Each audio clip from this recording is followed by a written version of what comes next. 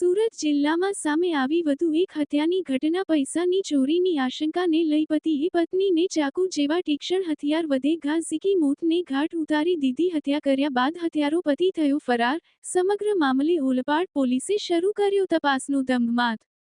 સુરત જિલ્લામાં ગુનેગારો બેફામ બની રહ્યા છે। ચોરી, લૂંટ, હત્યા, બળાત્કાર જેવી ઘટનાઓ હવે સામાન્ય થઈ ગઈ છે, ત્યારે વધુ એક હત્યાની ઘટના સુરત જિલ્લાના ઓલપાડ ટાઉનમાં સામે આવી છે। ઓલપાડ સરકારી રેસ્ટ હાઉસ નજીક આવેલા નવા ઓવરબ્રિજ પાસે ઝૂંપડું બાંધીને રહેતા ભિક્ષુક દંપતીના ઘરમાં હત્યાની ઘટના બની છે। ભૂક્ષા માંગીને જીવન નિર્વાહ કરતા આ દંપતી પૈકી પતિને એવી આશંકા હતી કે તેની પત્ની તેના પૈસા ચોરી કરે છે, જેને લઈ બંને વચ્ચે અવારનવાર ઝઘડાઓ થતા ગઈકાલે સાંજે પણ આ જ બાબતને લઈ બંને વચ્ચે ઝઘડો થયો હતો। આવેશમાં આવેલા પતિએ પોતાની પત્નીને ચાકુ જેવા તીક્ષ્ણ હથિયાર વડે ગળાના ભાગે ઘા ઝીંકી દીધા હતા અને જેને લઈ પત્ની લોહી લુહાણ થઈ ગઈ હતી।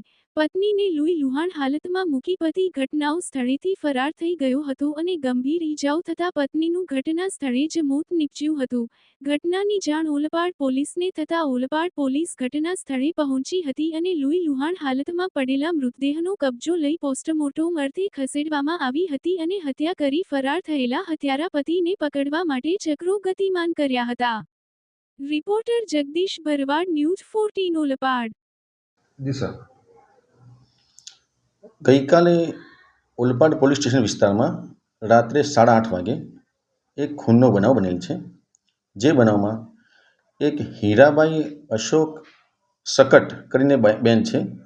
એ બેન ભીખ માગવાનો ધંધો કરે છે અને રેસ્ટ હાઉસના બાજુમાં જે નવો બ્રિજ બની રહ્યો છે, બ્રિજની બાજુમાં ઝૂંપડા છે।